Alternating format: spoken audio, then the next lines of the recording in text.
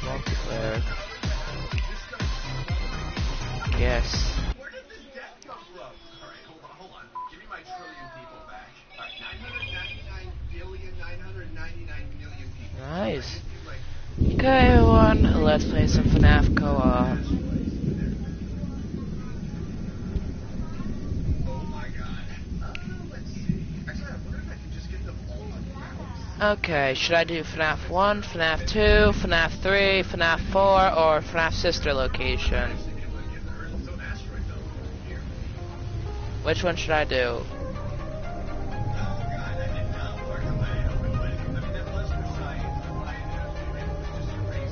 Mooney. Moon. Sis. Should I do FNAF through 4 or FNAF sister location?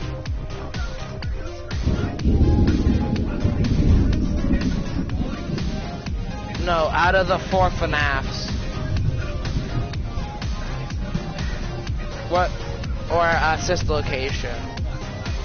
Just choose 1 through 4.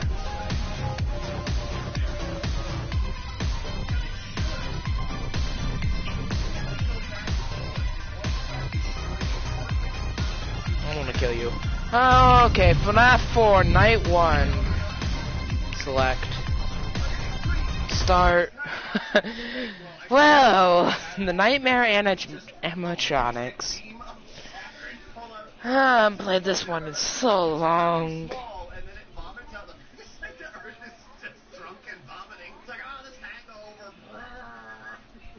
god, if I reset it, Oliver, it's still there. Alright, hold on. I mean, I hate to do this to the earth, but I need to let everything just kind of settle here. Okay. USA. Hey. 1998. This time, the terror has followed you home. Only a deal. You must once again defend yourself against the traumas. But something even worse is lurking in the shadows. Something very real. Your flashlight will scare them away. But be careful and listen. If something has crept too close, then shining your flashlight in its eyes will be your end. Good luck. Alright, that looks pretty similar. Damage intensity. I'm just gonna go with 99. Usually this does terrible things. Okay, nothing big there. Well, I say nothing big. 99 trillion people are dead. I like how the numbers basically get to the point where it almost means nothing. It's like 99 trillion, 999,743 billion. What?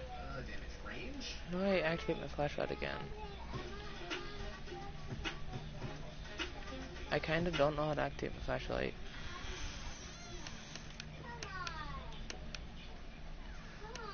Touch it and I'll have you arrested for breathing near a luxury vehicle, she snapped, standing beside the garish neon green Lamborghini parked diagonally across from her.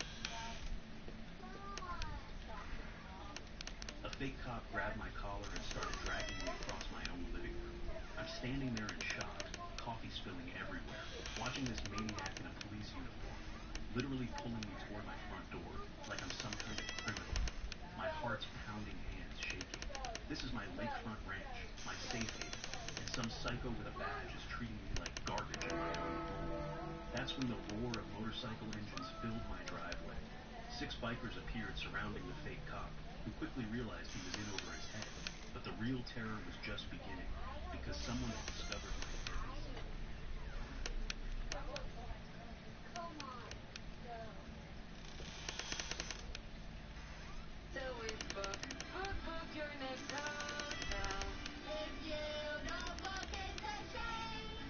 So is resort. 1 a.m. The finest Italian fragrances are now exclusively available at your local store. Unstoppables in limited collection makes everything smell like a hit. The genuine complete paint makes it very unstoppable.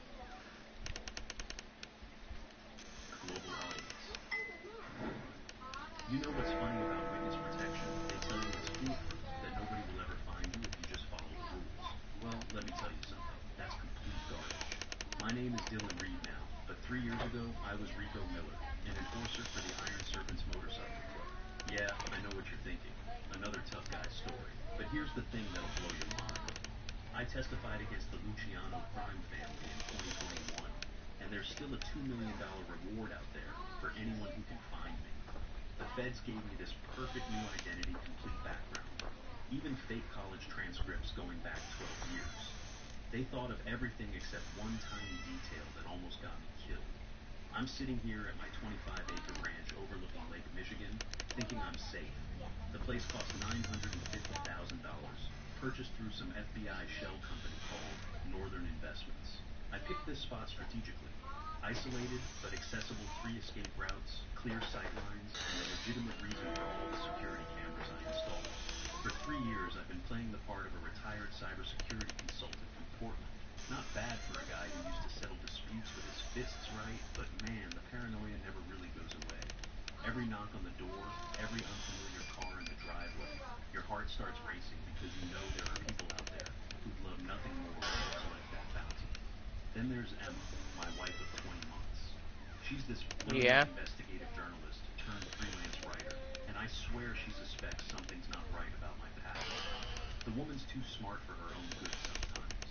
She notices things, like how I'm overprepared for everything, how I seem to know way too much about criminal behavior, how my supposedly perfect background story has these weird little gaps. But she respects my privacy, which is both a blessing and a curse. Sometimes I catch her watching me when she thinks I'm not looking, and I know she's trying to figure out what I'm hiding.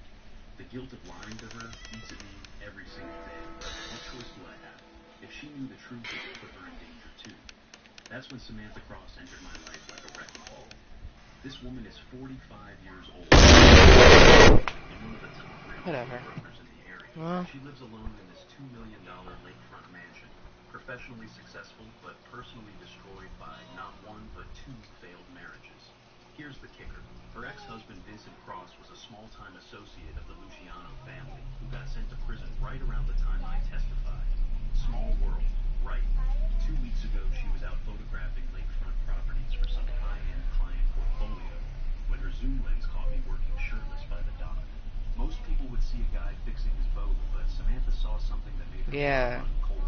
Has returned after dying with Nightmare Chica. I need 2 more AM.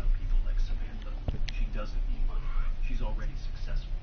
What she craves is power and control, especially over men. Her ex-husband Vincent's imprisonment left her feeling powerless, and discovering my identity Why is she flickering? She could literally control whether someone lived or What's died. her avatar? The woman spent 2 weeks researching everything about me using Vincent's contacts and court records to confirm that Dylan Reed was actually Rico Miller, the witness who destroyed her ex-husband's family. I don't want to hear that again. Can you imagine the rush she must have felt, knowing she held someone's life in her hands, but Samantha's too smart to just make a phone call and collect the reward? Oh no, she wants to play games first. She creates this fake organization called Pine Shores HOA, with professionals holding documents that would fool most people. Then she personally visits each corporation papers, threatening immediate legal action. Think the photos are broken, whatever. The violation letters she sent out were masterpieces of psychological warfare. $3,500 fines for privacy fence violations affecting community aesthetics, and motorcycle-related references. That last one was her testing whether I'd react to anything MC-related. The woman gave everyone 21 days to comply, knowing full well that most people would panic and pay up rather than fight. My witness protection training kicked in immediately. I checked county records and found exactly what I expected. No HOA existed. I researched property deeds and found no community association covenants attached to any of them. Then I can't see photos. Across herself. And that's when things got really interesting. Her mansion was purchased right after Vincent's arrest. Her social media was full of bitter posts about men who betray family loyalty. 1 AM. Court documents showed Vincent Cross as a Luciano associate sentenced in 2022. The pieces were falling into place, but I still didn't know how much she actually knew about me. Meanwhile, Emma was doing her own investigation, because that's what good journalists do. She interviewed neighbors who'd received the same fake letters and discovered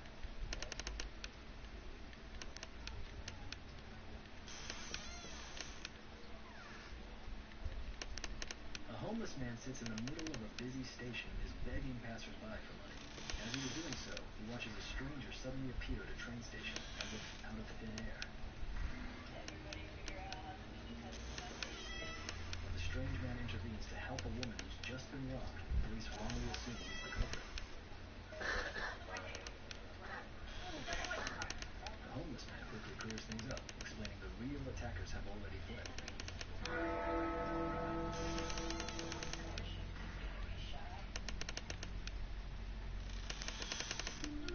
I didn't want to be this way. I know what I'm doing. I know now. When questioned, the man says he's not traveling anymore and didn't arrive by train. Asked to remove his sunglasses, he refuses, claiming the brightness of the planet bothers him. His own behavior leads officers to believe he might be mentally unstable, so they put him in handcuffs and they escort him to the car.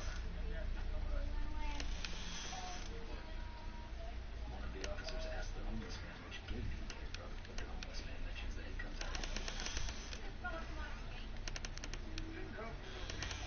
At the Psychiatric Institute of Manhattan, Dr. Mark Powell listens to a patient named Ernie who is convinced that stepping outside will expose him to deadly germs.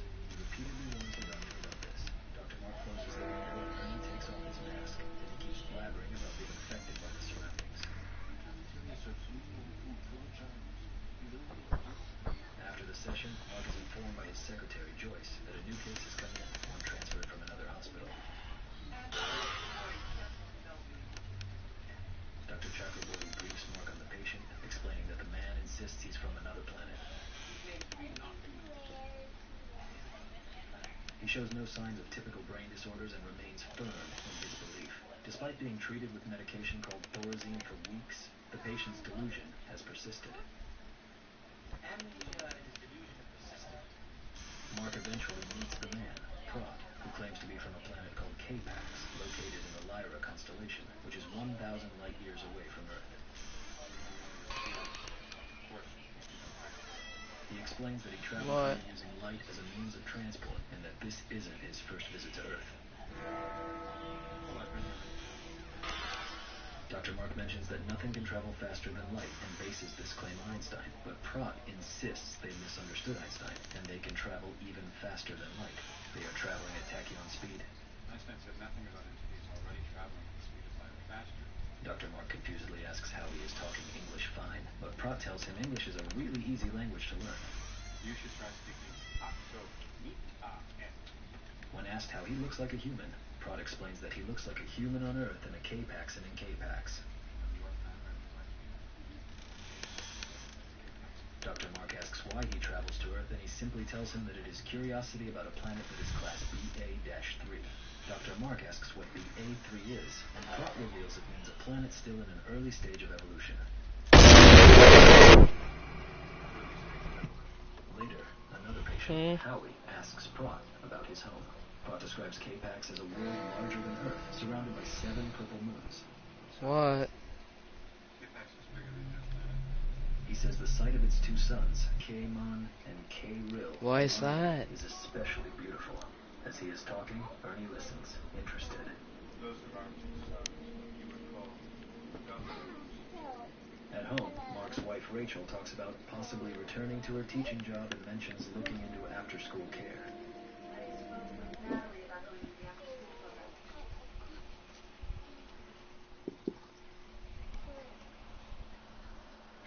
Don't stop touching my blanket. Falls to the ground, gasping for air. Leave my blanket alone, Riley. Until a poor 7-year-old girl approaches and shouts, "Calm down, I'm a doctor." Everyone laughs. She does the impossible and changes 2 lives forever. Before we dive into the story, drop a comment below and tell us where you're watching from. Enjoy the story. The December morning in downtown Chicago was bitter cold, the kind that cuts through your expensive coat like it's made of paper.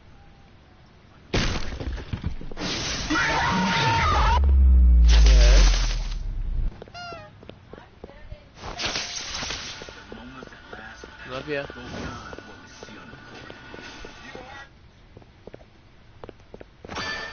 Last time, stepping out of his black Mercedes onto Michigan Avenue. At 40, he was everything America dreams of becoming. CEO of Richardson Tech Solutions, worth over $50 million, with a penthouse overlooking Lake Michigan.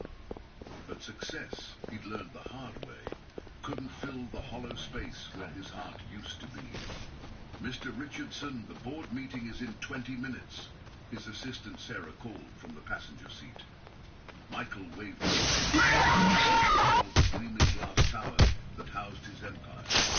His mind was elsewhere, as it often was these days, trapped in memories of Jennifer's laugh echoing. Okay, this is gonna be this one, huh?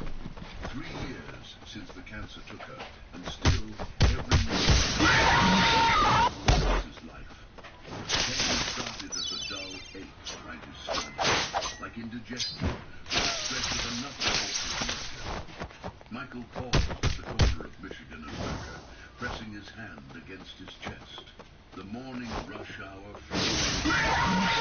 Business people clutching coffee cups, their breath creating small clouds in the frigid air. Then it hit him like a sledgehammer. The crushing weight exploded across his chest, radiating down his left arm with the force of a freight train. Michael gasped, stumbling backward against a lamppost. His vision blurred, the world tilting sideways as if God himself had grabbed Chicago and given it a final shake. "Help!" he whispered, but the word came out as barely a breath. His legs gave way, and he collapsed onto the frozen sidewalk. $1,000 suit, no protection against the merciless concrete. Around him, a few people glanced down, their faces showing that early mixture of concern and self-preservation. Someone pulled out a phone, but in the chaos of the moment, nobody seemed to know what to do. "Call 911, a woman shouted. "Does anyone know CPR?" Pinpoint of consciousness. Through the growing darkness, he could hear fragments of conversation, feel the vibration of footsteps on the sidewalk. It all seemed to be happening to someone else. That's when he heard it. A small panic like a bell. "Calma, I'm a doctor." The voice high and confident in a way that made absolutely no sense. Through his fading vision, Michael saw a small figure pushing through the crowd of adults, dragging "Please, let me through." The voice was getting Final form. "I can help him." Step back.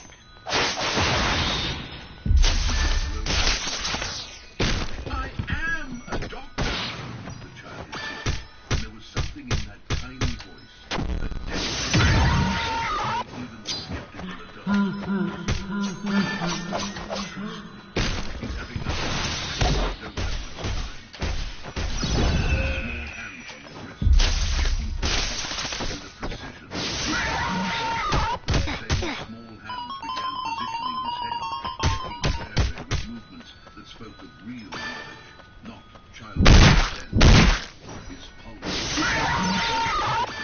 The child's voice announced to the crowd. "I need everyone to step back and give him a chance to breathe. Someone call 911 and tell them we have a male, approximately 40 years old, experiencing what appears to be myocardial infarction." Through his haze, Michael recognized the medical explanation. This was no ordinary claim dressing. As consciousness from him like water through his fingers, Richardson saw a pair of dark brown eyes staring down far older than their years, eyes that held both profound. "Stay with me, sir," the voice whispered. "I won't let you die. Not today." 7-year-old has been selling candy on the streets of Chicago for 8 months now, ever since her grandmother Rosa could no longer work double shifts at the cleaning company.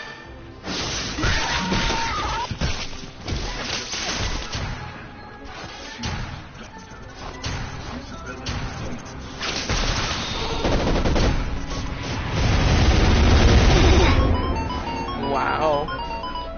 Talk about an unfair fight.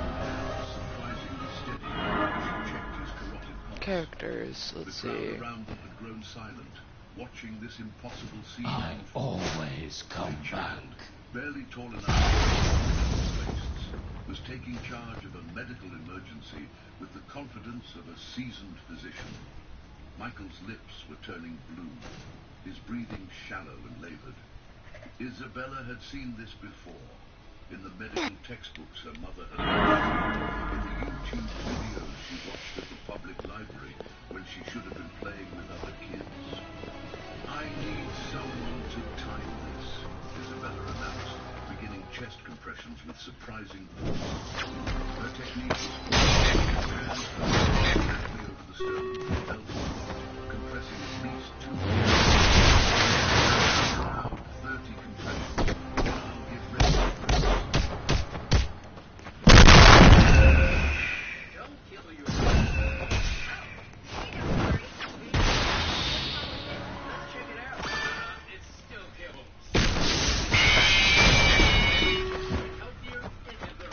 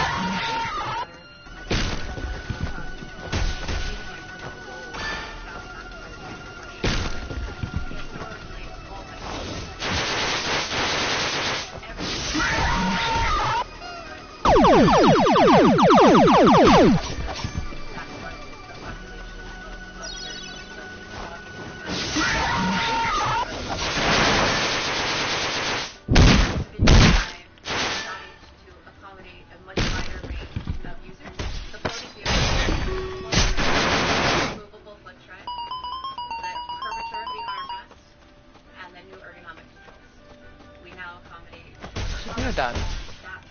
Excuse me.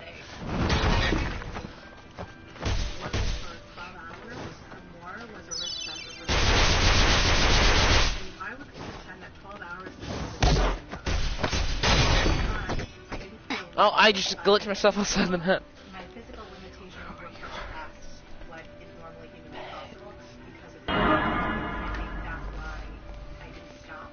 I was able to sit. You can put your console wherever you want. You can raise your armrest and like operate like a little T-Rex. I always come back. Pregnancy. So I need time to, have a technology that has diversity of body types in mind. I think it's really going to be a fit to the surgery.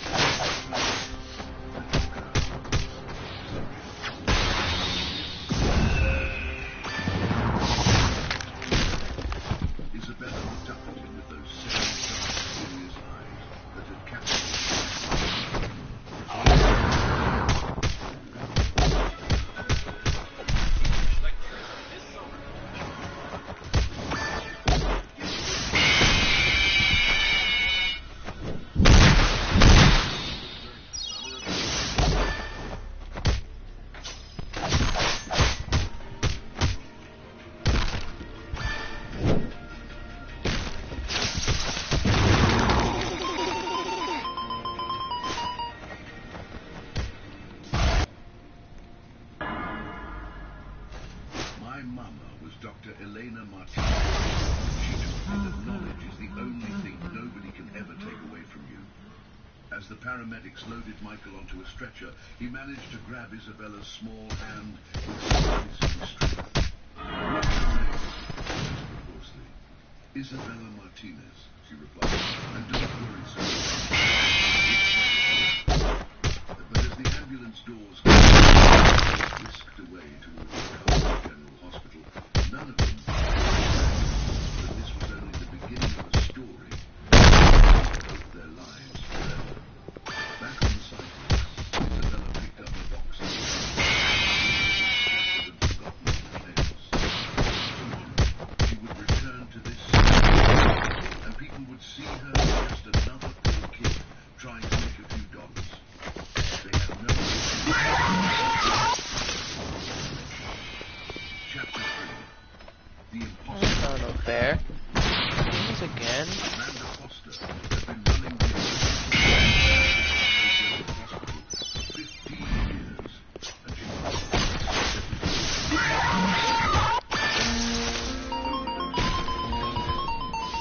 the full spectrum of human tragedy and resilience. But nothing had prepared her for the when the ambulance carried Dr. Foster, Dave Williams called out, wheeled Michael through the automatic gates. "You're not going to believe it. CPR was performed by a kid on the street. Perfect technique, textbook execution." Of course. Never seen anything Even like always. Amanda raised an eyebrow. Focused on the patient. Michael Richardson was stable now. His color good, despite the obvious exhaustion from his cardiac event. The preliminary EKG showed clear signs. Hey, Claw. Welcome to the stream. Yeah, I better add you now. "Mr. Richardson, I'm Dr. Foster. How are you feeling?" "Like I got hit by a truck," Michael managed, his voice raspy. "But alive thanks to a little girl. Is she okay? Did someone make sure she got home safely?" "Sir, we need to focus on you right now," Amanda replied, though she made a mental note to follow up on the child later. "You've had a heart attack, and we need to get you to the catheterization lab immediately." As they prepped Michael for emergency cardiac catheterization, Amanda couldn't shake the paramedic's story. Hey, Moon. 7-year-old performing CPR, it was medically impossible, Sis. or at least highly improbable. Children You wanna play some Roblox with me? had the physical strength to provide effective chest compressions, let alone the knowledge and emotional composure Oh, required. that sucks. 2 hours later, after successfully opening Michael's blocked coronary artery, Amanda found herself reviewing the street camera footage that police had provided. What she saw What did you do? made her question everything she thought she knew about medicine and child development. The little girl on the screen moved with purpose and precision that defied explanation. No. Her hand placement was perfect, her compression depth appropriate, her rescue breathing technique flawless. She even managed the crowd, gave clear instructions Angel? to bystanders, and maintained perfect timing throughout the entire sequence. "Dr. Foster?" Nurse Patricia Hendricks knocked on her office door. "There's someone here asking about Mr. Richardson." Okay, let's Said see what I she's the can girl play. who I helped could her. play more 99 Nights in the Forest again. Furious. "Send her in." Isabella Martinez walked into Dr. Foster's office wearing the same simple clothes from earlier. Faded jeans, a worn... She hasn't got enough coins. All she had was 10. But her posture was confident, her gaze direct and intelligent. No. "I wanted to make sure he was okay," Isabella said simply. "Mr. Richardson, is he going to be all right?" "And you are?" "Isabella Martinez. I performed CPR on him this morning." The way she said it, matter-of-fact and professional, sent chills down Amanda's spine. "Isabella, where did you learn to perform CPR?" "My mama taught me, Dr. Elena Martinez. She used to work at St. Mary's Hospital before she got sick." Isabella's voice remained steady, but Amanda noticed her hands clench slightly at her sides. The name hit Amanda like a physical blow. Dr. Elena Martinez. She remembered her well. Brilliant emergency physician, one of the most dedicated doctors Amanda had ever worked with.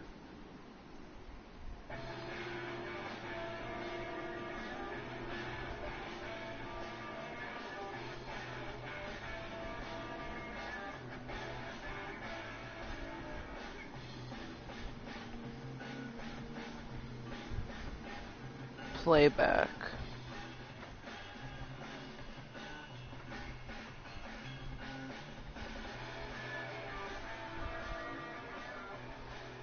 I have two.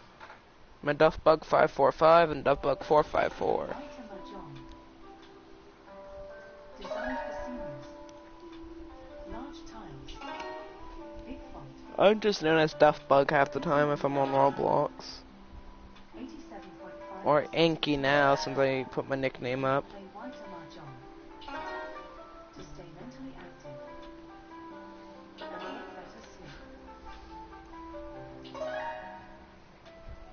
White mahjong.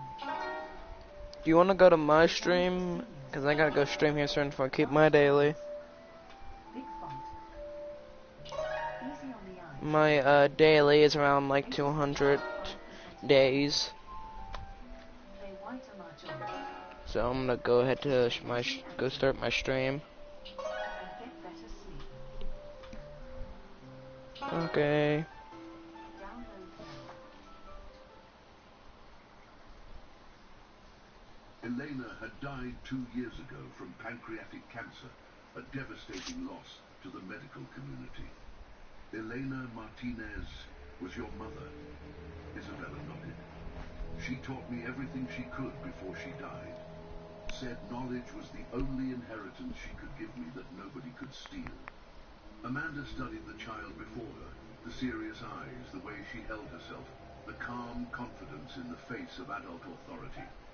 This was Elena's daughter, and suddenly everything started making sense. Isabella, what you did today was extraordinary. You saved that man's life using techniques that most adults don't know.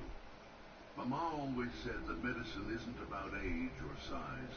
It's about knowledge, compassion, and the courage to act when someone needs help.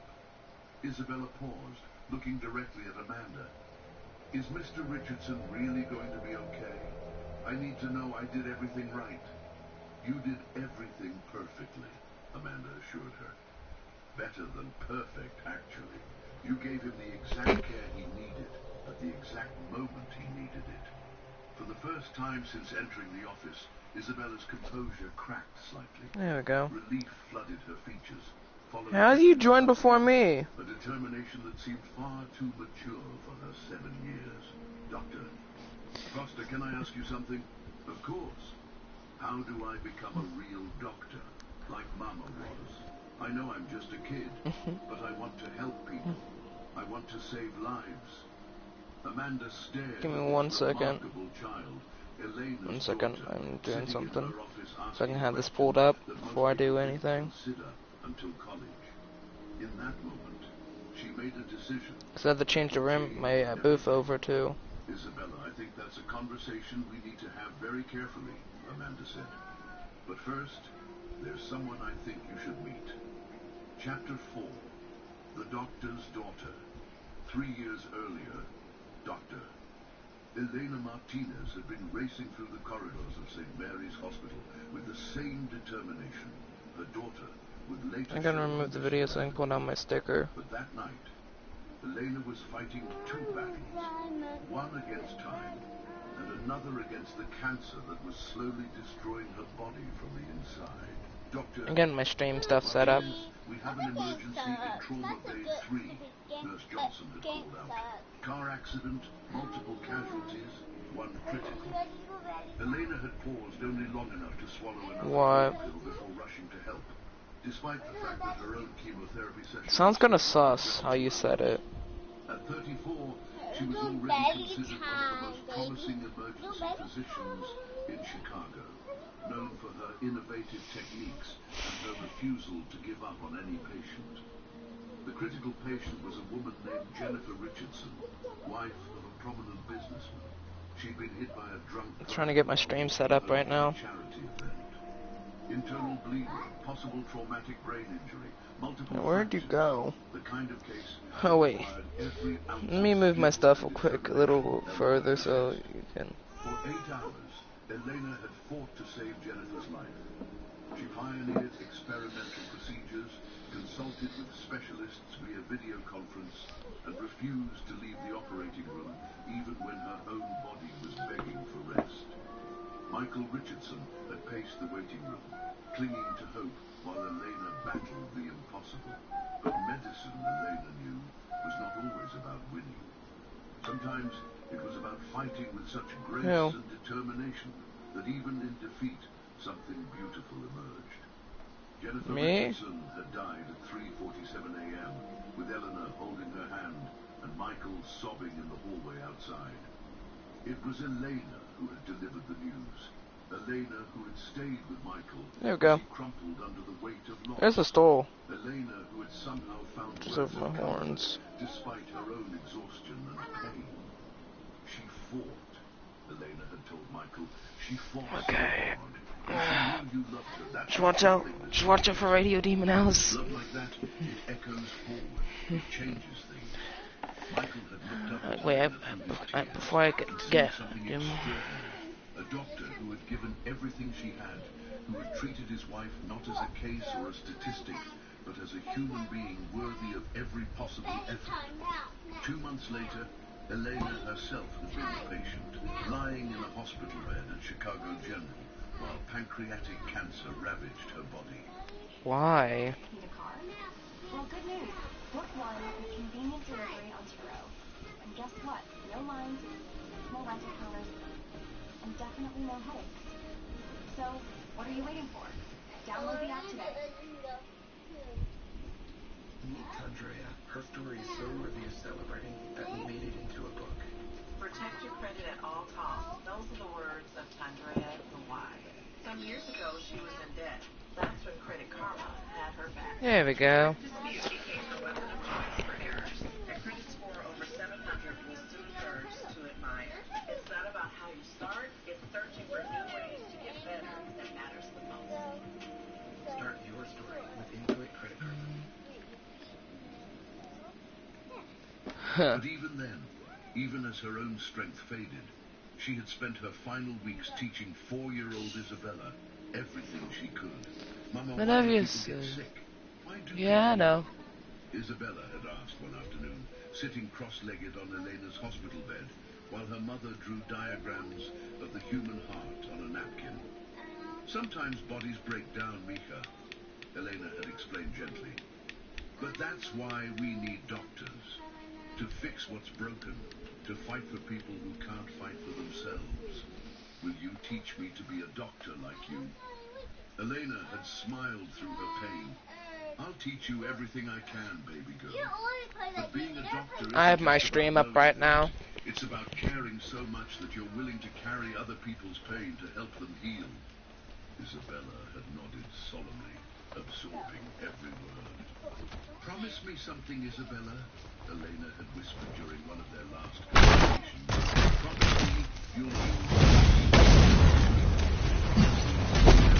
I'll tell you that.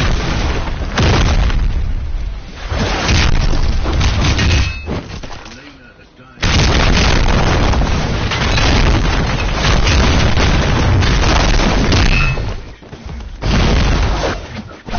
I know.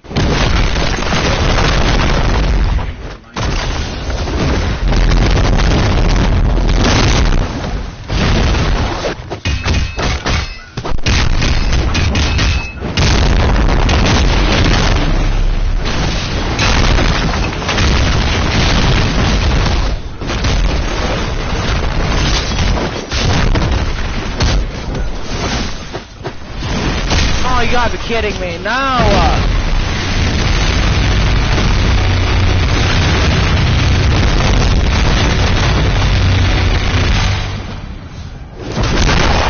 Somewhere in the back of his mind, something nagged at him. A familiar quality. Soon he would understand everything. Michael Richardson had been away for 3 hours. wouldn't say doctors, nurses, administrators, everyone child who had saved his life. But Michael found himself unable to focus on their advice.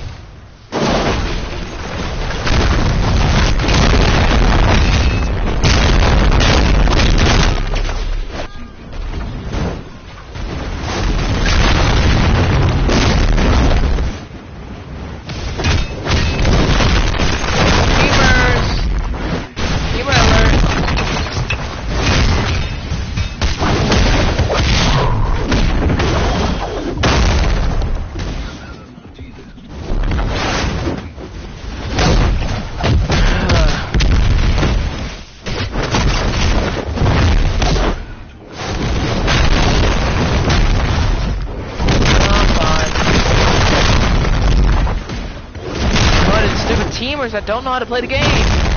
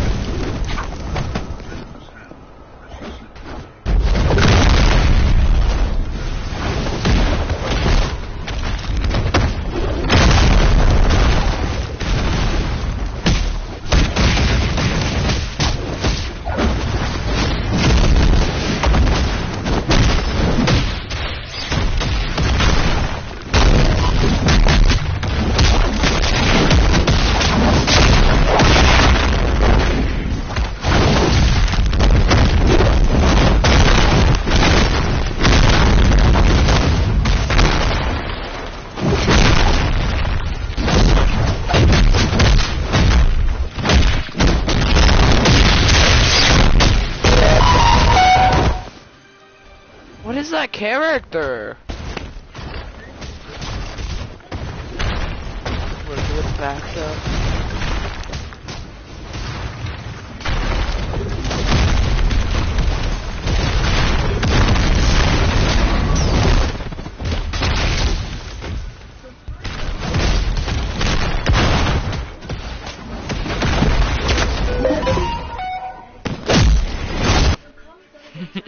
Finally, a good fight.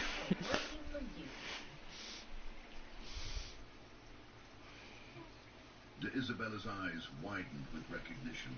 You're him, the man Mama cried about. She said she tried everything, that she was so sorry. Well then, now we get an actual fighter.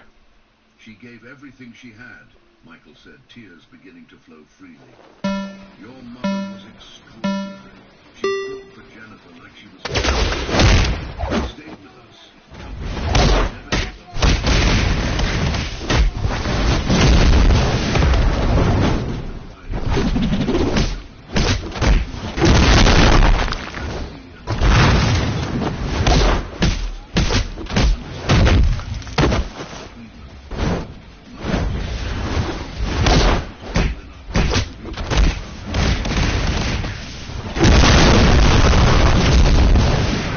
What the f- There I go!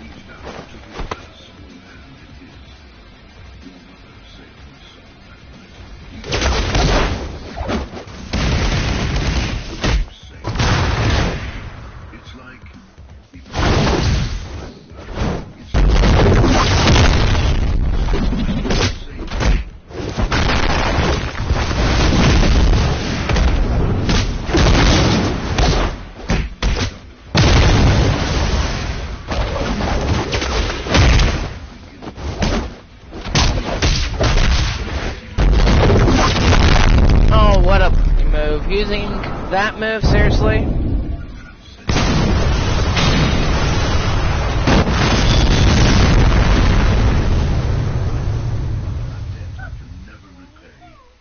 She gave everything she had trying to save Jennifer. And now you've given me a second chance at life. You don't owe us anything, Mr. Richardson. That's not why Mama became a doctor. And it's not why I want to be one. Michael looked at this remarkable child, this living legacy of one of the most compassionate people he had ever known, and made a decision that would change both their lives forever. Isabella, what if I told you that you don't have to wait until you're grown up to be a doctor? What if I told you that there might be a way for you to start helping people right now, today? I'm picking up my cat. Isabella's eyes lit up with a hope so bright it seemed to illuminate the entire room. What do you mean? Michael squeezed her hand gently. I mean, Isabella Martinez, that your real education is about to begin. Dr. Foster had seen many remarkable things in her career, but watching Michael Richardson and Isabella Martinez discover their connection left her speechless. Now, as Michael spoke about Isabella's real education beginning, she found herself leaning forward, captivated by what was unfolding before her eyes. You won't be able to. I won't be able to add you because you're banned, aren't you? What exactly are you proposing? Michael looked between Isabella and I won't be able to add you because you're banned. racing with possibilities that had seemed impossible just hours earlier. No, I can't even do that when someone's banned. What if I told you that I've been looking for a way to honor my wife's memory for 3 years, and I think I just found it? Isabella watched him carefully, her young mind processing the adult conversation with remarkable clarity. You want to help me become a doctor? I want to help you become the doctor your mother dreamed you would be, Michael replied. But more than that, I want to make sure that other children like you, children with extraordinary gifts and circumstances, get the chances they deserve. Michael's voice grew stronger as the idea took shape. Dr. Foster, what would it take to create a special program here at Chicago General? A youth medical training initiative that could identify gifted children and provide them with real medical education. Dr. Foster's eyebrows shot up. Mr. Richardson, that's an incredibly complex... Yeah! There are legal issues... Let's go, we got a trio! Safety protocols. I'm playing the Wars game, Amber. Yeah. Hey, Demon Hunter! Adequate funding, Michael interrupted. You wanna play some FNAF co-op? Something revolutionary. A program that Do Survive 5 Nights? grow up before nurturing their gifts. Isabella's heart was beating so fast she could hear it in her ears. You mean I could really learn? By the way, did you change your character, Demon Hunter? Not just from old textbooks, but from real doctors. With proper supervision and age-appropriate modifications, yes, Michael said, turning to Dr. Foster. Doctor, you saw what Isabella did today. That wasn't luck or coincidence. I'm hopping on FNAF co-op. My character's named Dinky.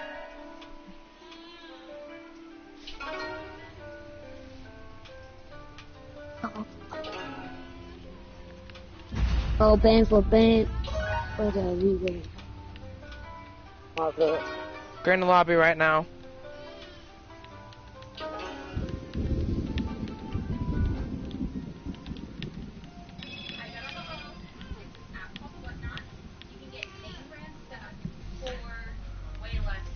There's a password called Ink Demon. Password's Ink Demon on FNAF Co-op. Just join me and then enter the password.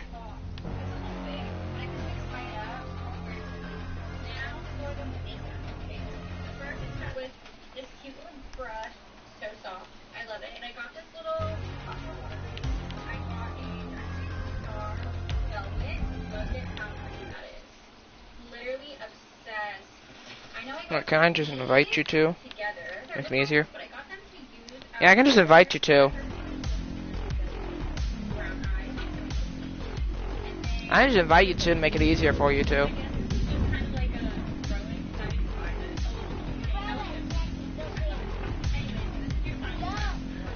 Demon Hunter.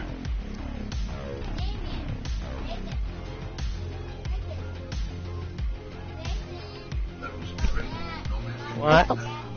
What is this game? I wanna pee. Oh. The password's Inky. Despite her professional Dude. It's FNAF co-op. special insurance, modified curriculum. And I can provide the funding for all of it. Go to multiplayer and then find the server. It's called Inky. Hire the best educators. I do not know how to find you. I cannot find you. Go through multiplayer and you should find a server called Inky. The host called Inky. That's impossible for me. It's immovable. Oh, that's gonna be an issue, isn't it? Give me 1 sec.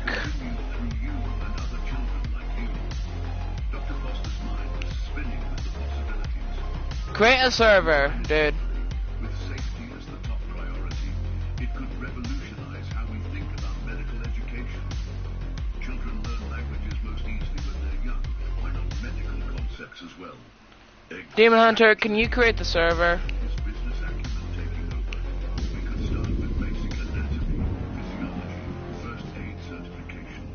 As the children mature, we could expand. Oh, Demon Hunter's muted right now. By the I didn't realize he was gone. medical school, they'd be years ahead of their peers. Isabella was practically vibrating with excitement. I don't And I could help as other I used to. really help them. You already are helping people, Dr. Foster says. What you did today proves that. Yes, with proper training. Me new game, mother. You just gotta find me. Did you create a lobby? By the end of the week, I want to have a preliminary proposal for the hospital. Isabella, I want you to think about the kind of doctors you'd like to learn from. Here, I got an idea. Isabella replied immediately. 1 second. Medicine like mine, some pediatrics, surgery, Never mind, I can't do that. especially cardiology.